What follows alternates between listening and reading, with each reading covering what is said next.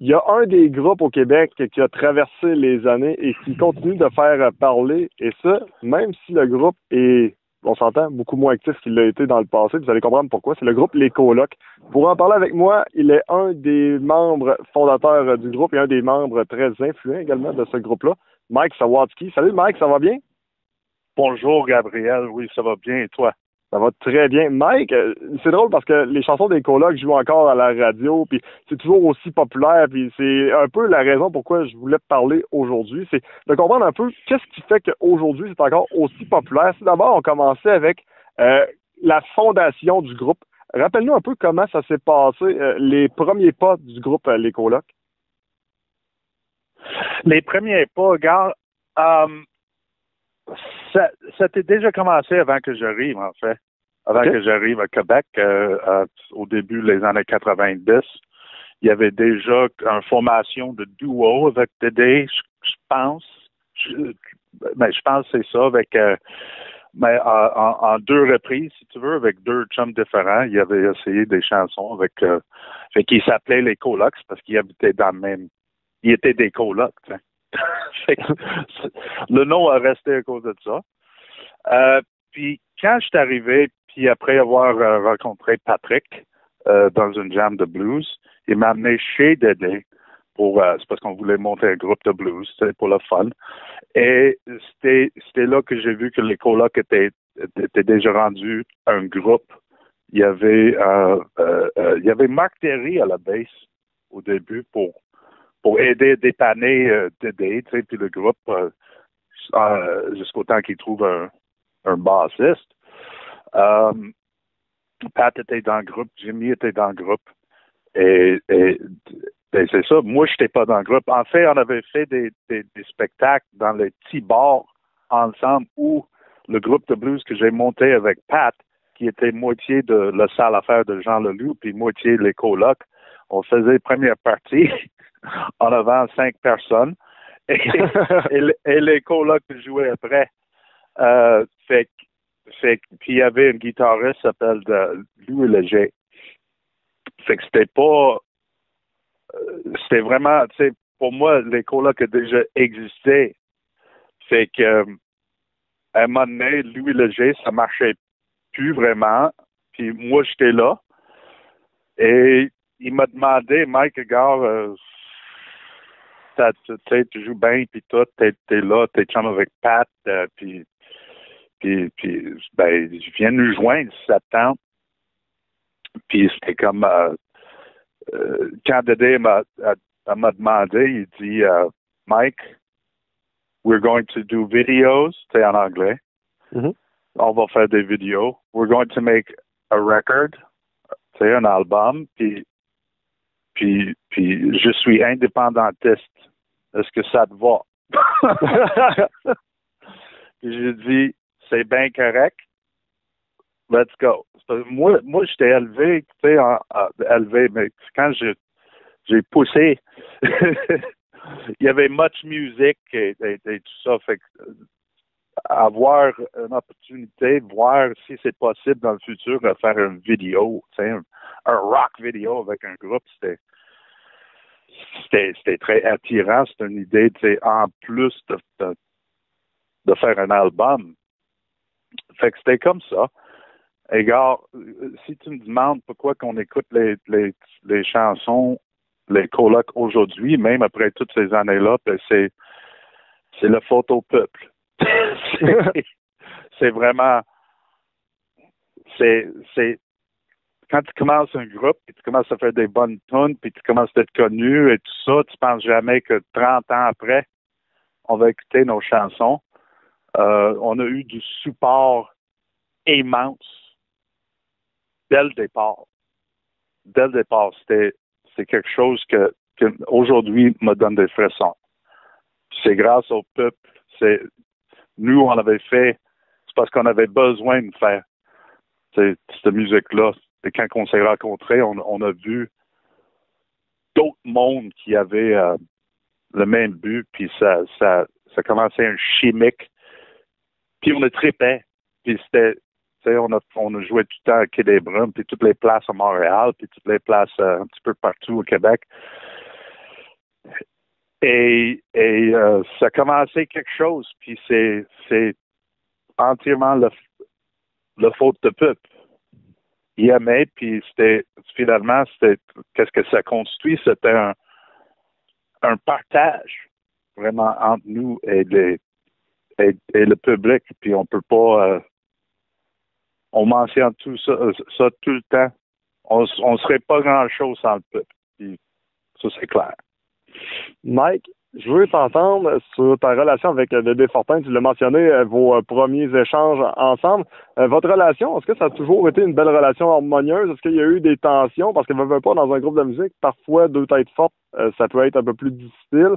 Parfois, c'est ce qui fait le succès d'un groupe. Tu sais, prenons un exemple, Guns N' Roses. / Axl Rose, bon ben là, ils sont revenus ensemble, ça va bien, mais ça n'a pas toujours été au beau fixe. Comment tu qualifierais votre relation, puis comment tu pourrais la décrire? Au début, moi et Dédé, honnêtement, là, tu sais, je parle pas tout le temps de ça n'a pas grand rapport. Mais tu me demandes, au début, on n'était pas, on peut dire, il m'aimait pas. OK.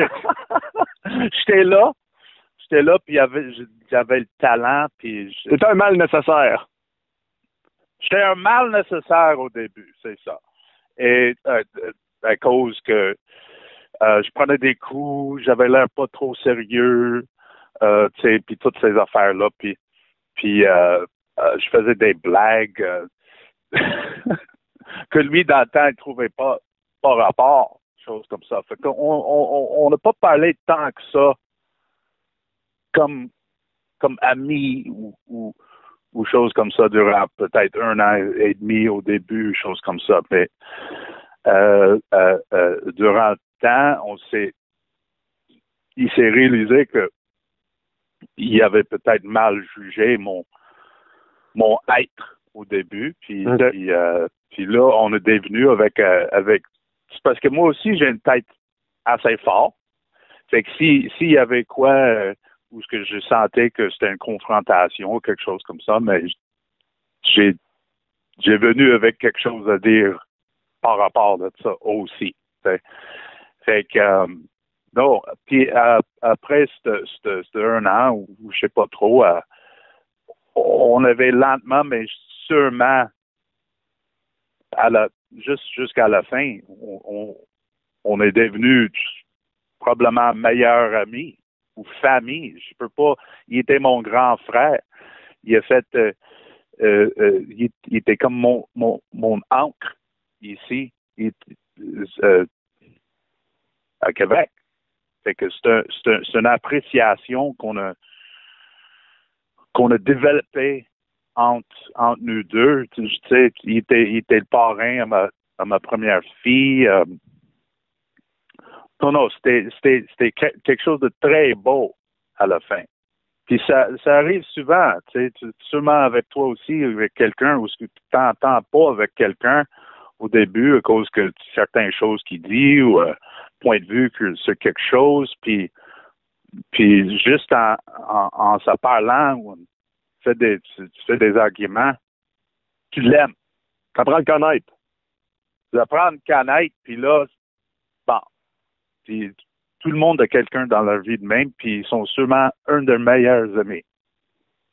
Est-ce que tu penses que c'était aussi une des forces, justement, de votre groupe, c'est que tout le monde avait l'air solidaire ensemble? Je ne sais pas si ça a toujours été le cas, mais du moins, sur stage, ça avait l'air que tout le monde poussait dans la même direction. Oui, mais tu sais, nous, on avait pris un approche qui est devenu assez naturel sur le stage. Qu'on saute comme des malades, puis on a couru sur le stage, on faisait des farces. Il y avait certains moments dans la chanson où on fait des farces, un grimace, quelque chose, faire un petit skit durant les paroles, comme mauvais caractère, tu sais, on a fait semblant que moi j'étais fâché après lui durant la chanson, des choses comme ça. C'était un peu showmanship qu'on voulait faire. Ça, c'est pour les spectacles. Mais gars, tu parles-tu de être indépendantiste? Non, pas à ce point de vue-là. Parce que oui, sinon, oui, tout le monde était indépendantiste, à part moi, mais, et peut-être Pat, ben, il y a toujours eu notre support. Quand on regarde votre musique, on s'entend, il y a eu des gros moments de musique. Selon toi, le premier gros moment de musique, le premier gros succès, la première chanson là, qui a vraiment mis les colocs sur la map, ce serait laquelle? Ben, c'était nos premières sorties, c'était la chanson Julie. Ça a fait un immense impact dès le début. Puis le vidéo, je te dis, ça a aidé beaucoup, beaucoup. Dans le temps, Musique Plus, c'était fort, là. Musique Plus recevait du monde comme Robert Plant, David Bowie, tu sais, Les vedettes. Toutes les vedettes, les gros noms de la planète étaient là, tu sais, puis tout ça. Fait que c'était bien populaire, puis c'était vraiment le fun. C'était une époque vraiment le fun. Il y avait Musique Plus et tout ça. Fait que les vidéos, aujourd'hui, une vidéo, ça n'existe plus. Je sais pas si ça existe encore. Ça existe encore, mais sur YouTube. Dans le temps, c'était vraiment fort. Ouais, c'est beaucoup moins fort que ça l'a déjà été. Maintenant, c'est sur YouTube, là, mais on s'entend que c'est moins fort que ça l'a déjà été parce qu'à l'époque, là, si on retourne à Much Music ou Musique Plus, peu importe la langue qu'on parle, je veux dire, c'était un événement, on arrivait de l'école et la première chose qu'on regardait, c'était Musique Plus ou Much Music pour voir les nouveaux vidéoclips des artistes qu'on adorait le plus. Exactement. Fait que le vidéo a nous beaucoup, beaucoup aidé. C'était du quoi de nouveau. Que Dédé et son équipe a fait pour les vidéos, ça marchait fort. Fait que c'était Julie, puis après ça, on a sorti nos chansons comme Passe-moi le puck avec une autre vidéo, La rue principale avec une autre vidéo. Les chansons, ils se tiennent debout aujourd'hui. Les paroles ils étaient forts. Mais honnêtement, dans le temps, les vidéos nous ont donné un bon coup de main, ça c'est certain. Là, on parle aussi de l'apport des frères Diouf parce que on s'entend lorsque vous avez sorti l'album de Hors Novembre qui a été un immense succès, Félix en 1998 pour l'album rock de l'année.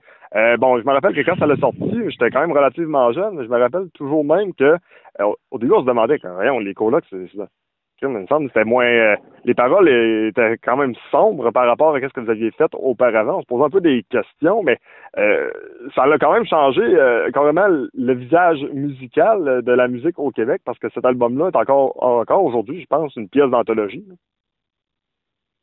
Ah! Merci.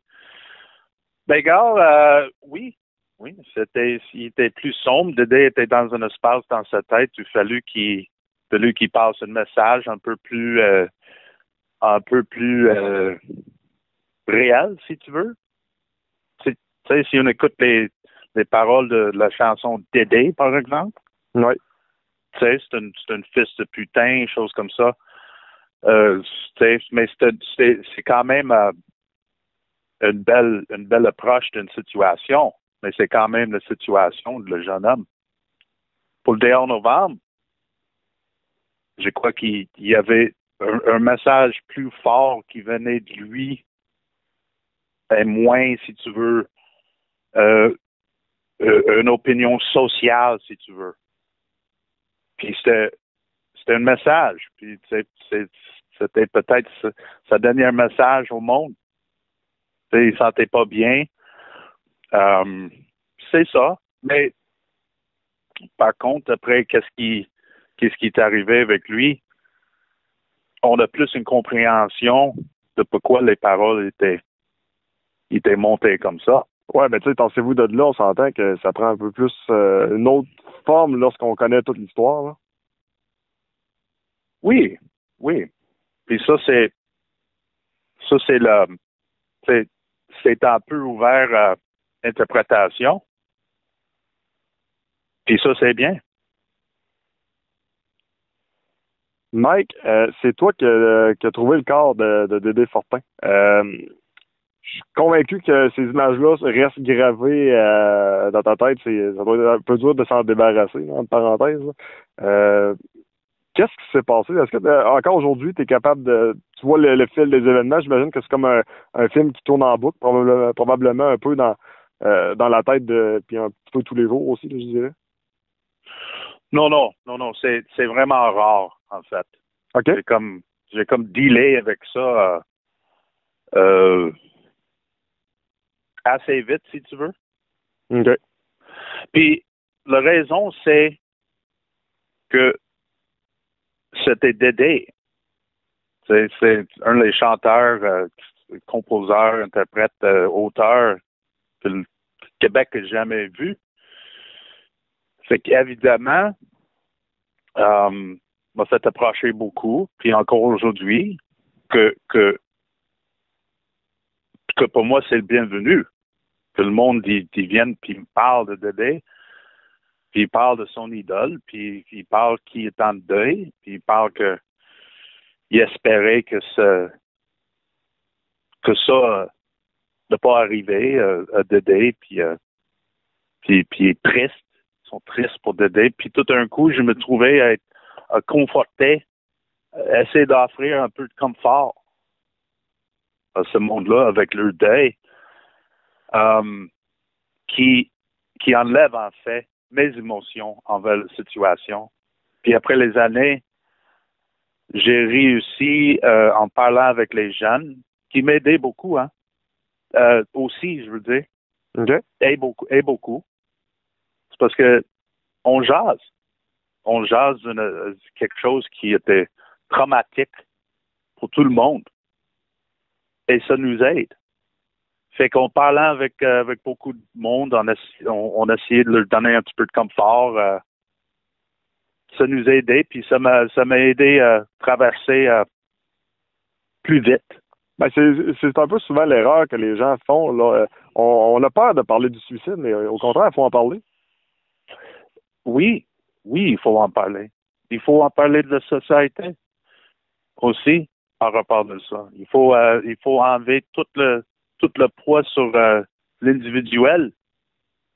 En tout cas, c'est un autre sujet. Est-ce que toi ou un ancien ou les autres membres des colocs, avec le recul, vous vous dites crime, on aurait peut-être pu faire de quoi, on aurait peut-être, tu sais, j'imagine que des fois ça doit passer un peu en tête de dire crime, on l'a pas vu venir, ou peut-être qu'il y avait des signes avant-coureurs qu'on a passé par-dessus. Non, mais peut-être. Moi, personnellement, non. Non. Je trouve que ça donne à rien à donner le blâme, à s'auto-blâmer pour le suicide de quelqu'un.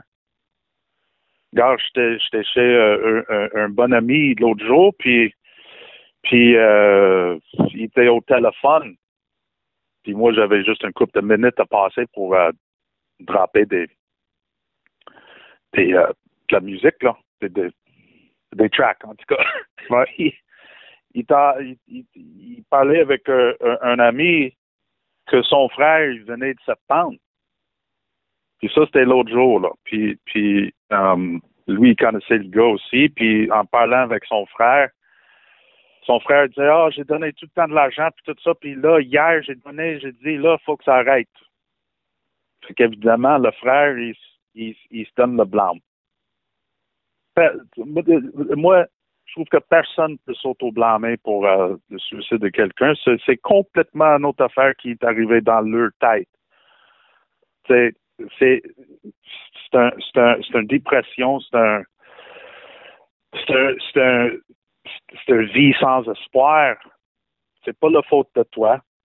Dédé, c'était pas la faute de moi. C'était pas la faute de tout le monde pense que il aurait dû peut-être voir ci puis ça. On n'est pas des psychologues. On tripe avec nos amis. On a essayé de rire avec nos amis. Tu fais du bon manger, fais de la musique, fais des choses comme ça. On n'est pas... on veut juste que tout le monde soit content. Tu peux pas plus faire pour quelqu'un que parler en partant. Puis là, on avait fait. Il m'a parlé un peu. Il m'a parlé d'autres mondes un peu, puis tout ça. Mais qu'est-ce qu'on peut faire? On jase, puis on essaie de aider de sortir le trou, si tu veux. Exact. Et fait que c'est ça. Fait qu'on passe pas par ça. Nous, quand on se réunit pour faire des 4-5 shows par année, là, c'est une célébration. C'est une célébration de nous. C'est une célébration de pour Dédé, pour l'œuvre. Dédé. C'est une célébration pour Pat. C'est une célébration pour l'œuvre. C'est très positif. C'est très positif. Tu sais, quand on fait un show, on dit pas, oh, notre Dédé, s'est suicidé. Là, c'est l'heure d'être triste. Faire attention, tu sais, tout ça, là. Non. Bon, il y a assez de monde. Faut que ce soit positif. Puis je pense que c'est quand même compris par la majorité des gens, en tout cas du moins j'ose espérer parce que on s'entend que c'est toujours plein lorsque vous faites des shows comme ça. Puis j'ai de la misère avec le terme show hommage dans le sens que des fois ils disent ouais c'est un show hommage parce que c'est pas la formation originale. Moi si à la limite on veut dire le show hommage, on va dire hommage dans le sens que justement on rend hommage à Dédé, on rend hommage à l'œuvre des colocs, puis c'est les colocs qui sont sur scène. Oui, mais ça, c'est ça le média. Le média, dès sa mort, la seule personne dans les colocs, c'est Dédé, tu sais, on se comprend, là. Puis c'est eux qui disent c'est un hommage aux colocs, ou c'est le frère de Dédé qui se promène en essayant de fermer tous les spectacles des colocs, à cause que c'était Dédé le seul, chose comme ça. Peu importe, le monde, il pensera ce qu'il veut. Nous, on n'appelle pas ça un hommage. Mais évidemment, qu'est-ce que je viens de dire? C'est une célébration de les gars du groupe, Pat et Dédé. Mais on est des vrais. On était là. C'est comme c'est une conversation que tu peux avoir ou tu peux pas avoir. Vraiment. C'est chaque individu qui prendra leur approche. S'il vient pas au show, mais c'est certain que il manque, tu sais, il manque un événement. Il y a 10 000 personnes, ou l'autre année, juste une couple d'années, il y avait 25 000 personnes. Tu sais, on casse des records encore. Je pense que ça fait 3 fois en 5 ans qu'on a cassé le record. Des gros festivals, là. Les gens viennent. Les gens veulent. Ils veulent. Puis moi, je compare ça un peu à un groupe comme Rolling Stones Classic. Ouais. Je compare la situation, pas les colocs puis les Rolling Stones. Tout le monde va aller voir les Rolling Stones pour écouter Sympathy for the Devil, tu sais, puis Honky Tonk Woman, puis toutes leurs chansons préférées. Ils viennent nous voir un peu pour la même raison. Ils veulent entendre les vieilles tunes, les classiques, les chansons. Ça s'est rendu intergénérationnel. Tu sais, on voit du monde qui était avec parmi nous dans une foule il y a 30 ans, mais là, ils arrivent avec leurs enfants puis leurs petits-enfants. Il y a du monde de 5 ans qui connaît toutes nos paroles. En avant, ils chantent toutes nos paroles. Il y a des jeunes qui n'étaient pas nés encore. Plein. C'est plein. Des jeunes qui n'étaient même pas nés, qui connaissent toutes les paroles. Fait que toi, tu peux décider si Dédé était le seul, puis c'est un hommage, puis c'est pas les vrais colocs. On est d'accord que tu penses comme ça. Mais d'accord, tu sais. Vas-y, c'est correct. Nous, tu sais, c'est quelque chose de positif qu'on fait. C'est une célébration. C'est une célébration de nous. C'est une célébration du peuple. Puis c'est un partage que, en attendant que le monde veut écouter les vieilles classiques, puis il viendra d'autres mondes qui voient pas ça comme ça. Mais il vient pas. Mais pour moi, je pense que vous faites la belle chose, c'est-à-dire de poursuivre un peu l'œuvre de Dédé, puis de poursuivre l'œuvre des colocs, puis que ça continue de jouer, puis ça continue de vivre, puis c'est juste bon pour tout le monde. Je veux t'entendre sur le film Dédé à travers les brumes. Est-ce que tu l'as vu et est-ce que ça ressemble un peu à qu'est-ce que vous avez vécu ou c'est carrément autre chose? Ouais, ça, c'est une autre affaire. Est-ce que c'est un hommage ou est-ce que c'est le film? Pardon. C'est un peu le même monde, OK? C'est un peu le même monde qui disent oh, moi, je n'étais pas d'accord avec le film, c'est parce que, tu sais, il y avait pas, tu sais, c'était pas le timing, tu sais, les événements n'auraient pas arrivé en même temps, tu sais. Ça, c'est comme un peu cherche une raison. Aussi, c'est un peu la même chose. Oh, ben, c'est un hommage, j'irai pas, c'est parce que tu n'étais pas là. C'est le même monde qui pense comme ça. Moi, comme film, moi, je me souviens, tout le monde disait, non, va pas, va pas. Comment ça va pas, là? C'est moi qui est dans les colocs. Je vais aller voir Jean-Philippe Duval, puis je vais faire l'entrevue, voir qu'est-ce qui se passe. Finalement, il m'a demandé environ 2 questions, puis je parlais durant 4 heures. OK. Puis c'était du parlage. Puis c'était pas encore ceux qui faisaient le film. Mais il m'a dit qu'après, ça donnait tellement un impact des affaires que je disais qui étaient complètement à part de ce que d'autres mondes disaient, qu'il va faire le film. Puis là, il y a du monde, OK, tu sais, Dédé, son autre, il parle pour nous, il parle pour les underdogs, puis tout ça, puis là, ils vont faire un full feature film là-dessus, c'est du capitalisme, tout ça, là. OK? Il y a cette gang-là. L'autre gang, c'est un film, c'est comme un musique vidéo de 2 heures. Tu sais, c'est bien correct. Puis finalement, ça fait minimum impact. Ben, minimum, je veux dire le côté négatif. Ouais. Tu sais, il y a du monde qui écoute le film. Puis il sait très bien que c'est pas un documentaire. Tu sais, il faut mettre un petit peu de romanticisme dans un film. C'est juste la réalité. Fait que pour moi, ça passe. Puis, honnêtement, j'étais un peu, si tu veux, selfish aussi. C'est parce que ça me plaisait de voir quelqu'un jouer moi dans un film. C'est quand même, on s'entend, c'est quand même un prestige. Du moins, il le fait bien. Ben, c'est le fun. C'est le fun. Mes enfants trouvent ça fun. Tu sais, le monde trouve ça un peu fun. Là, tu sais, puis même, ils mentionnent ma fille dedans. Puis il y a quelqu'un qui joue Cindy, ma blonde, tu sais, depuis 24, 25 ans. Là. C'est un trip. Fait que le monde qui n'aimait pas ça, c'est sûr qu'il y a bien plus du monde qui aime ça. Puis rendu là, bon, pourquoi qu'on se demande? Il y a du monde qui aime ça, il y a du monde qui aime pas ça. Un peu comme chaque chose dans la vie. Qu'est-ce que je vais faire? Je monte tout une campagne contre le film? Non, ça ne donne pas grand-chose. Ça mène à rien. Hey, on fait une parenthèse de 2 secondes. On va faire une petite parenthèse de 2 secondes parce que tu viens de parler de ta copine. Soit du temps passant, on fait l'entrevue à partir de la Beauce. Fait que ta blonde, elle vient de Beauceville? Cindy, elle vient de Beauceville. Oui, un poulet. Oh, une petite Beauceronne. Beauceronne. En terminant, je vais te poser des questions que j'appelle des questions shotgun. C'est des questions où on s'amuse un petit peu ensemble. On essaie de rendre ça funny.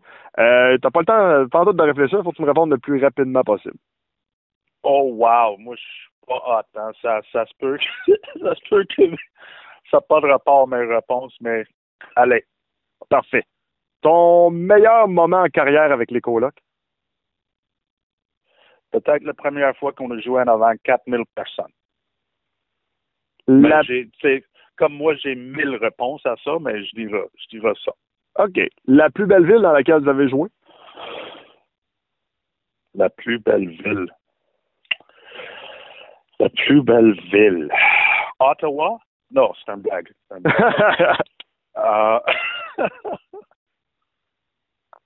Mais la ville de Québec, c'est dur à battre. Hein? Ouais. Non, je pense que oui. Je pense que ça a été fort à Québec, les colocs. Tu sais, je dirais pas à quelque part en France, parce que c'est France. Tout est beau là-bas. OK, excuse-moi. C'est bien correct.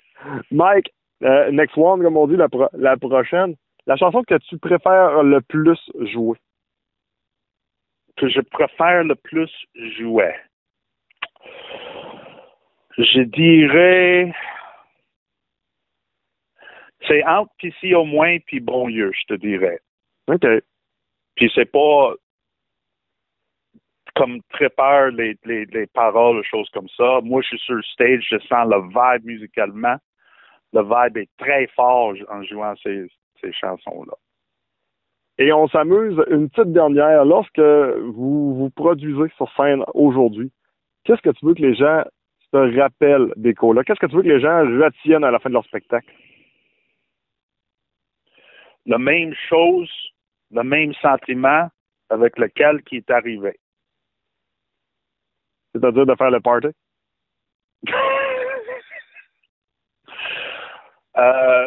Ben que c'est une célébration, puis on est toujours là pour eux.